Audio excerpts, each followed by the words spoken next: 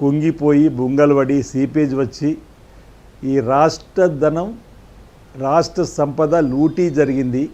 ప్రజలపైన పెనుభారం పడ్డది కాళేశ్వరం వల్ల. తుమ్మిడిరెడ్డి దగ్గర నిర్మాణం చేసి ఉండుంటే 38,000 కోట్లతో పూర్తి కాబడే ప్రాజెక్టును అనవసరంగా పేరు మార్చి ఊరు మార్చి మార్చి ఈరోజు అక్కడ నిర్మాణం చేయడం వల్ల 1,47,000 కోట్లకు పూర్తి అవుతుంది. ఇప్పటికే 1,00,000 కోట్లు ఇంచుమించు, ఇంకా 40,000 కోట్లు అయితే తప్ప పూర్తి కాని ప్రాజెక్టు. ఏదో విచారణ జరిపిన తదుపరి పీసీ ఘోష్ గారి విచారణలో కూడా కేసీఆర్ వైపు హరీష్ రావు గారి వైపు ఆ రోజు ఈటల రాజేందర్ తప్పిదము అనేక మంది అధికారుల పేర్లకు సంబంధించిన అంశం వచ్చినప్పుడు ప్రజలలో చర్చ జరుగుతుంది. అంతా కూడా కాళేశ్వరాన్ని కామధేనుగా మార్చుకున్నారనే మాట నిజమైంది. దీనివల్ల తెలంగాణకి ఇబ్బంది జరుగుతుందని చెప్పిన మాట మన సిబిఐకి అప్పచెప్తున్న క్రమంలో కూడా ఈరోజు కవిత ఎపిసోడ్తోని వారు మాట్లాడిన మాటలతోటి నిజమని తేలిపోయింది ప్రజలలో. ఆ నలుగురిళ్లలో ఒకరి తిరుగుబాటి. ఆ రోజు 10 ఏళ్ళలో ఆ నలుగురితోనే రాజ్యం నడిచిందనేది మనం అనేక సందర్భాల్లో చెప్పినాం. ఆ నలుగురు తప్ప మరొకరు, ఆ నలుగురిలో ఒకరి తిరుగుబాటు వల్ల ప్రజలు ఈరోజు చర్చించుకుంటున్న సందర్భానికి కాంగ్రెస్ పార్టీ మొదటి నుంచి చెబుతుంది నిజమైనటువంటి మాట. సరే, పంపకాల్లో తేడా వచ్చిందా, కుటుంబంలో సమస్యలు తలెత్తినాయా, రాఖీ కట్టినంత దూరం ఎందుకు పెరిగిపోయింది అనేది వాళ్ళ కుటుంబంలో ఉన్నటువంటి సమస్య. అందులో మేము పోదలుచుకోలేము. ఇప్పుడు కొంతమంది ఏమో కవిత వెనుక రేవంత్ రెడ్డి ఉంటారన్నమాట, కవితనేమో వాళ్ళ వెనుక రేవంత్ రెడ్డి గారు ఉంటారన్నమాట కూడా సందర్భం అన్నట్టు. మాకు ఎవరి వెనుక మేము ఉండవలసిన అవసరం లేదు. స్వతహాగా పీసీ అధ్యక్షుని హోదాలో రేవంత్ రెడ్డి గారు, ఇప్పుడు ముఖ్యమంత్రి హోదాలో మాకు నాయకుడు, ఈరోజు రాష్ట్రానికి ముఖ్యమంత్రి హోదాలో ఒక నాయకుడు ఉన్నటువంటి సందర్భంలో రేవంత్ రెడ్డి గారి ఆలోచన ఆనాడు ఆ రోజు రాహుల్ గాంధీ గారు కూడా కాళేశ్వరం పోయినప్పుడు మా ప్రభుత్వం వస్తే మేము విచారణ జరుపుతాం, ఆ కోణంలో విచారణ జరిపినాం. ఇక్కడ ఇంకొకటి కూడా గమనించాలి, మా ముఖ్యమంత్రి రేవంత్ రెడ్డి గారు చాలా గొప్ప నిర్ణయం తీసుకున్నాడు. సిబిఐకి అప్పచెప్పడం అనేది వ్యూహాత్మకంగా కొందరు అనుకుంటున్నారు, కానీ ఎలాంటి విమర్శలకు తావివ్వకుండా రాష్ట్ర ప్రభుత్వంలో ఆధీనంలో ఉన్నటువంటి సిట్ కానీ సిఐడితో విచారణ జరిపిస్తే ప్రతినిత్యం బీఆర్ఎస్తో కక్ష సాధింపుతో మమ్మల్ని ఈ విధంగా చేస్తున్నారని చెప్పడానికి ఆస్కారం ఉండేటటువంటి పరిస్థితిని రావద్దని కోరుకున్నాం. మేము సిబిఐకి అప్పచెప్పిన సందర్భం ఆ కోణమే. ఈరోజు దిలీప్ అన్న మాట్లాడుతున్నప్పుడు అందరూ షేర్ హోల్డర్స్ అంటారు, కానీ ఇప్పుడు అందులో ఎంత మేరకు అవినీతి జరిగిందనేది ఇప్పుడు బయటపడాల్సిన అవసరం ఉంది. అసలు టోటల్ షేర్ వాల్యూ ఎంత ఈ అవినీతి అక్రమాలు అని చెప్పాలి. ఇక్కడ సామాన్య ప్రజలు అనుకుంటారు, అన్న వెంకటకృష్ణ గారు, ఒక ఏఈ మీద, ఒక ఎస్సీ మీద, ఒక సిఈ మీద నీటిపారుదల శాఖ రంగులు దాని మీద చర్చ జరిగింది, ఇంకా జరుగుతూనే ఉంటుంది. కానీ కవిత గారు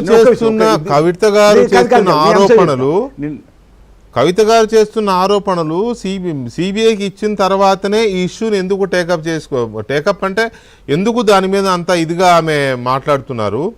పైగా మొత్తం హరీష్ రావే కేసీఆర్కి ఏం తెలియదు, రేవంత్ రెడ్డి కేసీఆర్ని టార్గెట్ చేసి హరీష్ రావుని ప్రొటెక్ట్ చేస్తున్నాడని కూడా ఆమె ఆరోపణ చేస్తోంది. అంటే అవినీతి జరిగింది, హరీష్ రావుని ప్రొటెక్ట్ చేస్తున్నారు, మా నాన్నను బలి చేసే ప్రయత్నం జరుగుతోంది అనేది ఆమె ఆవేదనగా కనపడుతోంది. దానికి మీరేం చెప్తాం? మీకు సరే, అది కాళేశ్వరం మీద ఇంకా చాలా చర్చ ఉంది, కానీ దీని మీద ఏంటి? లేదు, అదే దాంతో ఇది వదిలేయడం కాదు, సింపుల్గా చెప్తున్నా. అంటే ఈ అధికారుల దగ్గర ఇంత దొరికినప్పుడు సిఈఈ ఎస్సీల దగ్గరనే సీఎం కుటుంబం దగ్గర ఎంత దొరుకుతుంటుందేమో అని చూస్తున్నటువంటి తరుణంలో కవిత ఎపిసోడ్ అనేది అందులో జరిగినటువంటి అక్రమాల గురించి ప్రజలు చర్చించుకుంటున్నటువంటి మాట చెప్పే ప్రయత్నం చేశాను నేను నా వ్యక్తిగతమైనటువంటి ఆలోచన ప్రయత్నం చేస్తాను. సరే, సిబిఐకి అప్పచెప్పిన తర్వాతనే కవిత గారు మాట్లాడిన మాటలు వెనుక తన రాజకీయ వ్యూహం ఏముందో కవిత అడగవలసిన అవసరం ఉంది. ఏది ఏమైనప్పటికీ కవిత మాటలలో కాంగ్రెస్ పార్టీ చేసినటువంటి ఆరోపణలకు, కాంగ్రెస్ పార్టీ ప్రభుత్వం ఏర్పడిన తర్వాత పీసీ ఘోష్ కమిషన్ వేసినటువంటి నివేదికకు ఒక అర్థం అనేది దొరికిందని ప్రజలు అనుకుంటున్న వేళ, సరే ఈరోజు హరీష్ రావు సంతోష్ రావుతో బాధ్యత ఉందని ఆమంటుంటే, మరోవైపు మరో 4 ఏళ్ళైతే ఈరోజు కేటీఆర్ గారిని కేసీఆర్ గారిని చూపిస్తున్న సందర్భం కనిపిస్తున్న వేళ, మొదటి 5 సంవత్సరాలు హరీష్ రావు గారు సాగునీటి శాఖ మార్చులు, ఆ తర్వాత ఆయనతో తప్పు చేసింది కాబట్టే కేసీఆర్ గారు ఉంచుకున్నటువంటి సందర్భం. అంటే మొదటి 5 సంవత్సరాలు ఒక తప్పు జరిగి ఉంటే అది వాస్తవం అయితే కవిత గారు అప్పుడు ఎందుకు చెప్పలేనటువంటి కూడా ఈరోజు సమాధానం కవిత గారు కూడా చెప్పాలి. అంటే ఆ రోజు అడ్జస్ట్ అయ్యి ఈరోజు అడ్జస్ట్ కాకపోవడం కారణం ఏంది? అంటే పంపకాలలో తేడా వచ్చిందా, ఇవి అధికారం పోయిన తర్వాతనే కదా, అధికారం పోయిన తర్వాతనే ఇప్పుడు మన పక్క రాష్ట్రంలో కూడా చూసినాం. అంటే అధికారం పోయిన తర్వాత ఉన్నటువంటి పంపకాల తేడాలో వాళ్ళు అనొచ్చు ఎంపీ ఓడిపోయిన తర్వాత ఎమ్మెల్యే చేసినాం కదా అని చెప్పి. ఇదేమో అధికారానికి సంబంధించినటువంటి పంపకాలకు సంబంధించినటువంటి అంశం వేరు, ఆర్థిక లావాదేవీలకు సంబంధించిన వేరు. బహుశా అక్కడే ఉన్న ఇబ్బంది కుటుంబంలో జరిగి ఉంటుంది. అందుకే ఇంతకుముందు అన్న రాఖీ కట్టనంత దూరం పెరిగిపోయినటువంటి సందర్భం. ఈరోజు ఎయిర్పోర్ట్లో దిగిన తర్వాత మా నాన్న చుట్టూ దయ్యాలు ఉన్నాయని చెప్పండి. ఇప్పుడు నిన్న రోజు 2 దయ్యాల పేర్లు చెప్పినట్టుగా ప్రజలు భావిస్తున్నారు. ఇంకెన్ని దయ్యాలున్నాయో కూడా భవిష్యత్తులో చెప్తుందేమో. ఇప్పుడు ఆ కుటుంబంలో రాఖీ కట్టనంత దూరం పెరిగిపోయిందంటే దానికి సమానం కేటీఆర్ చెప్పాలి, కవిత గారు చెప్పాలి. ఈరోజు ఇక్కడ మీ ఎపిసోడ్ మాత్రం నేను భావించేది, నాకున్నటువంటి అవగాహనతో భావించేది, మా ఆరోపణలకు ఆ కుటుంబం నుంచే ఈరోజు సమాధానం వచ్చింది.